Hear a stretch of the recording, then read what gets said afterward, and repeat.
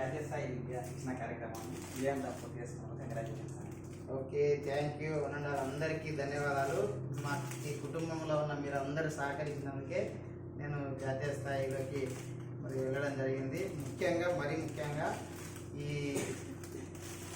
Credit అంతా కూడా మన అమ్మ నాన్నకు దక్కుతుంది. ఎందుకంటే వాళ్ళు ఎంతో కష్టపడి మనల్ని చదివించి ఈరోజు ఈ స్థాయికి నన్ను జాతీయ స్థాయిలో గుర్తింపు వచ్చిందంటే వారి కృషి ఫలితంగానే వచ్చింది. కాబట్టి అమ్మ నాన్నను మనము సన్మానించుకుంటాం. అమ్మ ఇక్కడ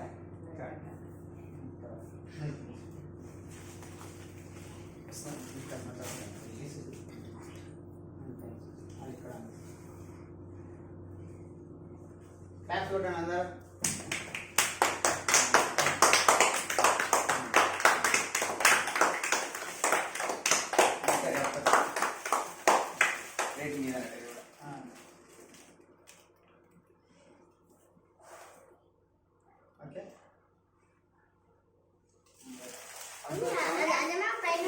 సౌండ్ చేయకండి.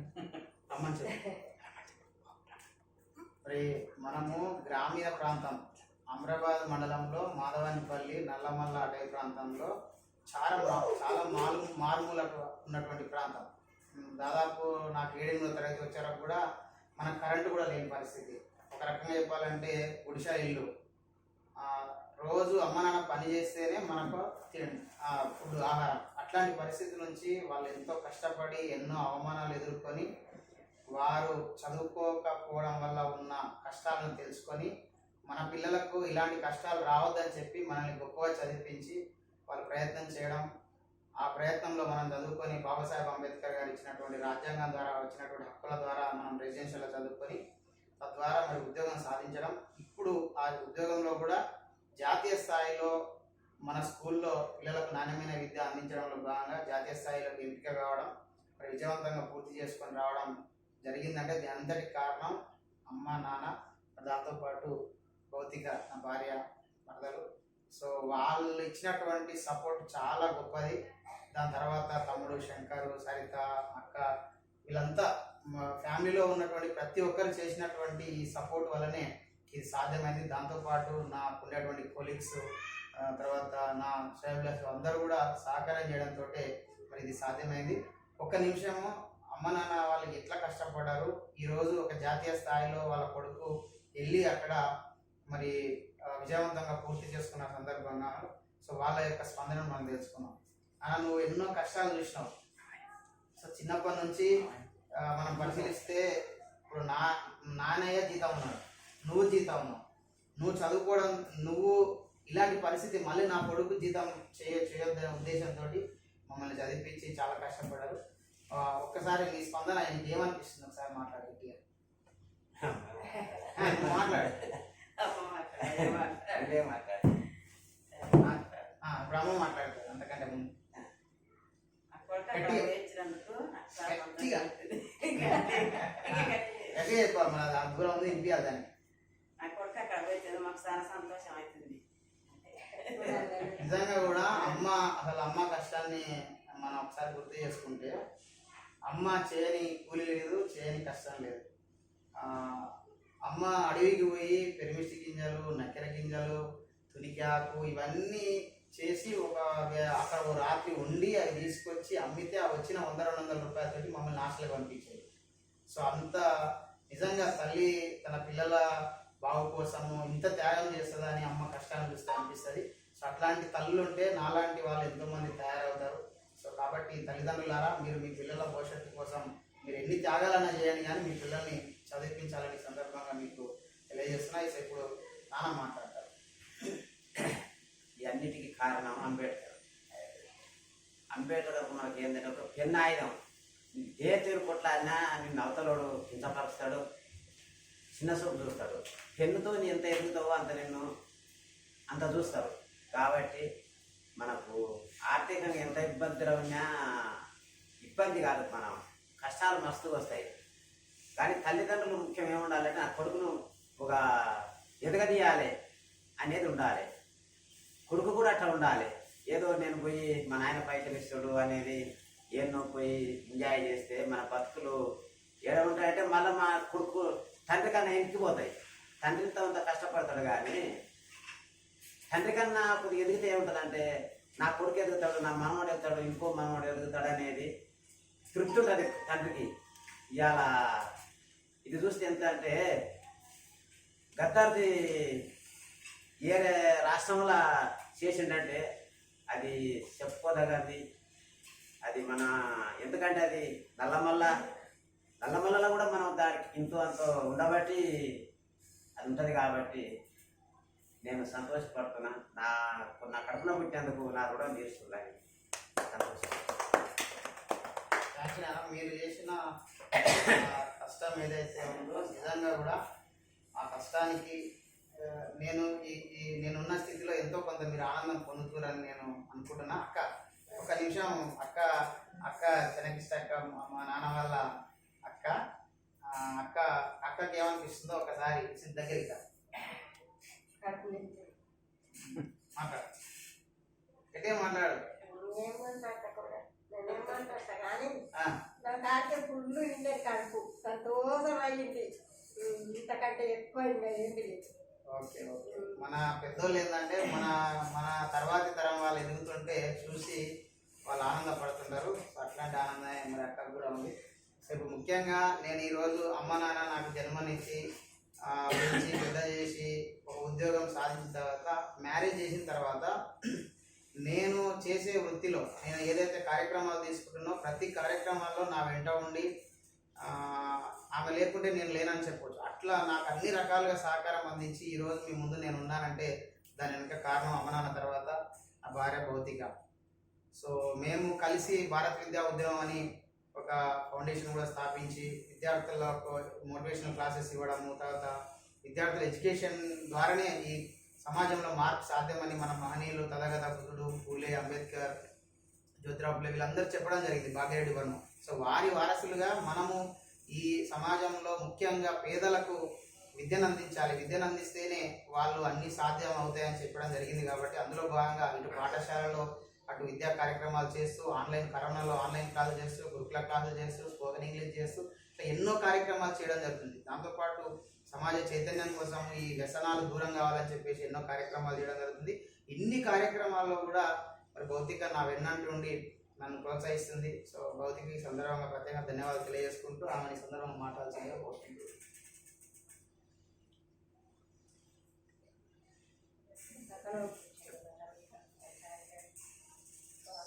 ఏ చేయాలన్నా కానీ ఫస్ట్ నువ్వు చేయాలనే పట్టుదల ఉంది కాబట్టి అందరికంటే ఎక్కువ నువ్వు చేస్తున్నావు. మా ప్రోత్సాహం కంటే ఫస్ట్ నీ ఆలోచన ఎక్కువ కాబట్టి నువ్వు చేయగలవు. అందులో మేము మామూలు పట్టుదలలో మాత్రమే పోయినది మాత్రం చాలా హ్యాపీగా ఉంది. అంటే నీ కష్టానికి ఫలితం అనేది వస్తుంది అన్నట్టు ఇట్లనే ఏడేంచుకు కాకుండా ముందుకెళ్ళాలని కోరుకుంటున్నాను.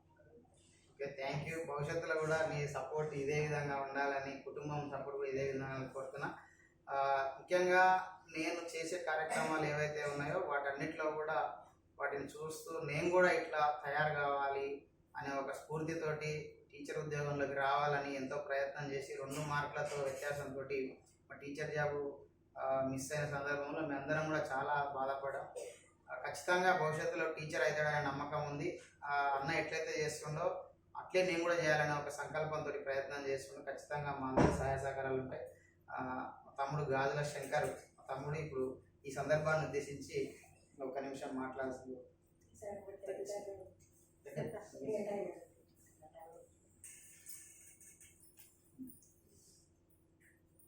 నేను మా అన్నయ్యకు తమ్ముడిగా పుట్టడం అని అదృష్టంగా భావిస్తున్నాను. కానీ పెంచి పెద్ద చేసిన అమ్మా నాన్న అయితే తనను చూసి ఆ అన్నయ్యను చూసి నేను ఎన్నో విషయాలలో తనను మోటివ్గా తీసుకొని తను చేసే ప్రతి కార్యక్రమాన్ని కూడా నేను నా వంతుగా చేయాలని ఎంతో ప్రయత్నం చేస్తున్నాను. ఇంకా అది విధి నిర్ణయం తెలియదు కానీ చిన్న చిన్న మిస్టేక్స్ల వల్ల ఇంకా ఫీల్డ్లోకి రాలేకపోతున్నా. వచ్చిన తర్వాత తన అడుగుజాడలో నడుచుకుంటానని ఈ సభాముఖంగా తెలుపుతున్నాను. అదేవిధంగా అన్నయ్య ఎదిగే ప్రతి మెట్లు కూడా నేను కూడా ఆ మెట్లను నాకు తొలి మెట్లుగా ఉపయోగించుకొని త్వరలో ఆమె అడుగుజాడలు నడుస్తారని సభాముఖంగా తెలియజేస్తున్నాను. థ్యాంక్ యూ అన్నయ్య. ఈ కార్యక్రమంలో జాతీయ స్థాయి శిక్షణ కార్యక్రమాన్ని విజయవంతంగా ముగించుకొని వచ్చినందుకు ధన్యవాదాలు. ఇలాంటి కార్యక్రమాలు మరెన్నో చేసి తను జీవితంలో ఉన్నత స్థానానికి ఎదగాలని ఒక తోడబుట్టిన తమ్మునిగా మనస్ఫూర్తిగా కోరుకుంటున్నాను. Thank you. నిజంగా కూడా నీలాంటి అర్థం చేసుకునే తమ్ముడు చాలా సంతోషం. ఎందుకంటే కుటుంబంలో ఎన్నో సమస్యలు వస్తుంటాయి. నిజంగా చెప్పాలంటే ఇప్పుడు మ్యారేజెస్ అవ్వడమే మొదలు సపరేట్ అయిపోతున్నారు ఫ్యామిలీస్. అట్లాంటిది ఇప్పుడు మా మ్యారేజ్ అయ్యి సుమారు 12 సంవత్సరాలు దాటుతుంది. కానీ ఇప్పటికి కూడా మేము ఎక్కడ కూడా సపరేట్ కాలేదు. అట్లా అండర్స్టాండింగ్ అమ్మ కానీ సరిత కానీ మేమందరం ఒక అండర్స్టాండింగ్గా ఉంటూ సమాజానికి ఒక మెసేజ్ ఇవ్వాలి, అందరం కలిసి ఉండాలి, కలిసి ఉంటేనే అందరికి సుఖం ఉంటుంది. విడిపోతే మనం పడిపోతాం, విడిపోతే ఇబ్బంది పడతాం, అందరం కలిసి ఎదగాలి అనే ఉద్దేశంతో ఉంటున్నాం. సో దీనికి ప్రధానంగా ఏ విషయంలో అయినా నన్ను అర్థం చేసుకుంటూ నాకు సహాయ సహకారాలు అందిస్తున్నటువంటి శంకర్ తమ్మునికి ప్రత్యేకంగా ధన్యవాదాలు, జేబీఎంలు. ఎందుకంటే మేము నా 19 సంవత్సరాల్లో 2007లో రీక్రియేషన్ క్లబ్ అనేది ఒకటి స్టార్ట్ చేసినాం. రీక్రియేషన్ క్లబ్ స్టార్ట్ చేసి దాని ద్వారా మొక్కలు నాటినాం మా ఊర్లో. సో ఆ దాంట్లో కూడా సభ్యులుగా ఉన్నాడు అప్పటి నుంచి. నాకు 19 అంటే శంకర్కి అప్పుడు 4 అంటే 15 సంవత్సరాలు ఉంటాయి. అంటే మేము 20 సంవత్సరాల లోపే ఇట్లాంటి సమాజానికి ఉపయోగపడే కార్యక్రమాలు చేయడం జరిగింది. దాని తర్వాత ఊర్లో ప్రతి సమ్మర్లో కూడా free education GVNLD G Veeranarayana Lakshmidevi tutorials తోటి ఉచిత క్లాసెస్ని 10th క్లాస్ వాళ్ళకు ఇంగ్లీషు మ్యాథ్స్ ఫ్రీ క్లాసులు కండక్ట్ చేసినాం. సో ఆ కండక్ట్ చేయడానికి చాలా సహకారం అందించిండు మా తమ్ముడు శంకర్.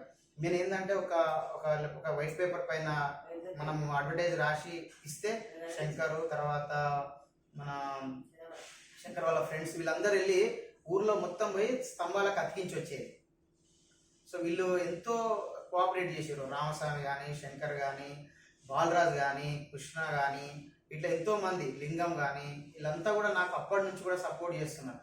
సో అంటే మనము మన కుటుంబం కోసం బతికితే అది కామన్, అది ప్రతి ఒక్కరం పుడతాము పోతాం, మన కుటుంబం కోసం మనం బతుకుతాం. కానీ మన కుటుంబాన్ని దాటి ఎవరైతే ఆలోచించి ప్రజల కోసం పనిచేస్తారో ఖచ్చితంగా వాళ్ళ కాలం అయిపోయిన తర్వాత కూడా వాళ్ళ గురించి సమాజంలో మాట్లాడతారో ఆ ఆలోచన అనేది కొనసాగిస్తారు. అట్లాంటి ఏదైతే భావజాలం ఉందో ఆ భావజాలమే ఆ కృషి నిజంగా అమరత్వం అంటాం. అంటే మనం పోయిన తర్వాత కూడా మన గురించి ప్రస్తావించడమే అమరత్వం అని చెప్తాం. సో ఇట్లాంటి విలువలు నేర్పినటువంటి తల్లిదండ్రులకు మన మహనీయులు బుద్ధుడు పూలే, అంబేద్కర్, జ్యోతిరావు పూలే, ఈ భాగ్యరెడ్డి బను వీళ్ళందరికీ కూడా మరొకసారి ప్రత్యేకంగా ధన్యవాదాలు తెలియజేసుకుంటున్నా. ఇప్పుడు సరిత, శంకర్ భార్య సరిత కూడా చాలా టాలెంట్ ఉంది. ఇద్దరు టీటీసీ చేసిరు. సరిత కూడా సాంగ్స్ పాడడం కానీ చాలా యాక్టివ్గా ఉంటుంది. ఊర్లలో సాంగ్స్ చెప్పడము, ఈ బతుకమ్మ పాటలు ఇవన్నిట్లలో చాలా యాక్టివ్గా ఉంటుంది.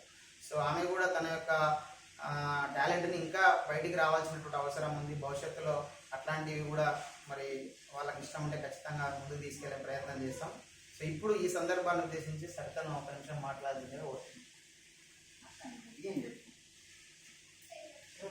మా బాలలు జాతీయ స్థాయి శిక్షణ కార్యక్రమాన్ని ఇచ్చిన సందర్భంలో నాకు చాలా ఆనందంగా ఉంది. ఇలాంటి కార్యక్రమాలు మరి ఇంకెన్నో జరపాలని ముందుకు రావాలని కోరుకుంటున్నాను. ఓకే, చాలా సంతోషం. అందరూ అయిపోయారు కదా. మరి అక్క మీరు మధ్యలో మాట్లాడుతుంది. నా తమ్ముడు కష్టపడ్డందుకు నా తల్లి కడుపులో మంచిగా ఉంటుంది. చాలు. Thank you. చాలా సంతోషం. నిజంగా కూడా నాయనయ్య అది ఒకసారి చూస్తే తిండి పెట్టడానికి జీతం ఉన్నాడు నాయనయ్య. మరి వాళ్ళ తర్వాత తరంలో 4 నాయనగారు అన్నదమ్ములు ఉంటే వాళ్ళ నాయన జీతం ఉన్నాడు. ఉరుకు అంటే ఒకేసారి ఉరుకొచ్చేది, పెద్ద కొట్టుకొని అల్ప కొట్టుకొని ఉరుకు అంటే ఆడుకొచ్చేది. చిన్నప్పటి కన్నీ నా తమ్ముడు కష్టాలు పడ్డందుకు ఆ కష్టం కూడా లేదు ఇప్పుడు. సో సంతోషం. ఇట్లాంటివి ఇంకా ఇప్పుడు మా తరం తర్వాత మా పిల్లలు ఉన్నారు. సుమారు 7-8 మంది ఉన్నారు. మా చెల్లెకు 3 కొడుకులు, నాకు 2 కొడుకులు, తమ్మునికి 2 కొడుకులు, 7 మంది, ఇంకొక పాప 8 మంది ఉన్నారు నెక్స్ట్ జనరేషన్. ఈ నెక్స్ట్ జనరేషన్లో కూడా ఇంకా మాకంటే కూడా మరింత గొప్పగా వాళ్ళు ఎదగాలని, గొప్ప స్థాయికి చేరుకోవాలని కోరుకుంటున్నా. అంజన్ ఉన్నావా? సో మరి గొప్ప స్థాయికి వెళ్ళాలని కోరుకుంటున్నా. ఈ కార్యక్రమాలు చేయడంలో మా బామ్మడిది అంజన్, ఎవరు భౌతిక వాళ్ళ తర్వాత ఇంకా ఇక్కడ మా కజిన్ డాక్టర్ అభిలాష్ కుమార్, తర్వాత చిన్న అభిషేక్, మణి, వీళ్ళతో పాటు నా ఫ్రెండ్స్ అందరు కూడా జీవన్ సార్ కానీ, సిద్ధ సిద్ధార్థ సార్ కానీ, అంటే నాకు ఒక గైడ్ చేసేటువంటి వాళ్ళు నా మిత్రుడు నాసర్ కానీ, తర్వాత మా యూనియన్లో అన్ని రకాలుగా తోడుంటున్నటువంటి రవీందర్ కానీ, శ్రీనివాసులు కానీ, ఇట్లా ఎంతోమంది మనకు చేయి కలిపి ఒక మోటివేషన్ ఇస్తూ మనల్ని ముందుకు నడిపిస్తున్నారు. సో వాళ్ళందరి సహాయ సహకారాలు ఉపయోగించుకొని మన మహనీయులు ఏదైతే కలలు కన్నారో సమాజంలో ఉన్నటువంటి వాళ్ళందరూ ఎదిగితేనే మన దేశం అభివృద్ధి సాధించినట్టు. అన్ని వర్గాలు, కుల మత ప్రాంత విభేదాలు లేకుండా, ఆడమగ తేడా లేకుండా అందరికీ సమాన అవకాశాలు వచ్చి అందరూ సమానంగా బాగా చదువుకొని గొప్పగా వాళ్ళు ఎదిగినప్పుడే ఈ దేశం అభివృద్ధి సాధించబడుతుంది. కాబట్టి సో అందులో భాగంగా ఎన్నో కార్యక్రమాలు చేయడం జరుగుతుంది. భవిష్యత్తులో కూడా చేస్తామని తెలియజేస్తూ, ఈ చేసే క్రమంలో ప్రతి ఒక్కరు కూడా మీ వంతుగా సహాయ సహకారాలు అందించాలని ప్రతి ఒక్కరిని కోరుకుంటూ మరి ఈ సమావేశాన్ని ఇంతటితోటి ముగిస్తున్నాం. Thank you one and all for making this programme grand success. Thank you. జై భీమ్ చెప్పండి. జై భీమ్. జై భీమ్. జై భీమ్. వర్ధిల్లాలి భారత రాజ్యాంగం. వర్ధిల్లాలి, వర్ధిల్లాలి. వర్ధిల్లాలి భారత రాజ్యాంగం. వర్ధిల్లాలి, వర్ధిల్లాలి. జై భీమ్. జై భీమ్. జై భీమ్. జై